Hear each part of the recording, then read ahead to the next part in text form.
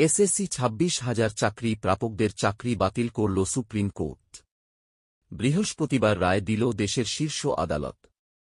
কলকাতা হাইকোর্টের রায়ে পুনর্বহাল থাকল সুপ্রিম কোর্ট। এদিন প্রধান বিচারপতি সঞ্জীব খান্না এবং বিচারপতি সঞ্জয় কুমারের বেঞ্চে শুনানি হয়।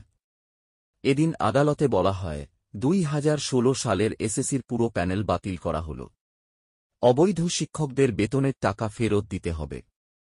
এসএসসির নিয়োগ প্রক্রিয়ায় গলদ ছিল। নতুন করে পরীক্ষায় বসতে পারবেন বাতিল চাকরি প্রাপকরা।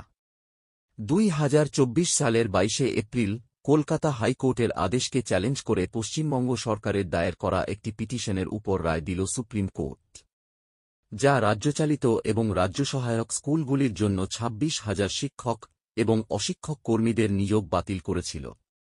সুপ্রিম কোর্টে এই মামলার শেষ শুনানি হয়েছিল ফেব্রুয়ারি মাসে।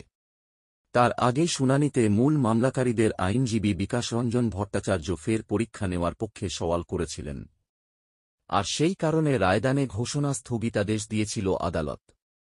সেই সঙ্গে এই মামলায় একাধিক জটিলতা রয়েছে বলেও জানানো হয়। আর সমস্যাগুলির মধ্যে অন্যতম হল যোগ্য এবং অযোগ্যদের বাছাই করা। এবার 2016 সালের পুরো প্যানেলই বাতিল করলে সুপ্রিম কোর্ট।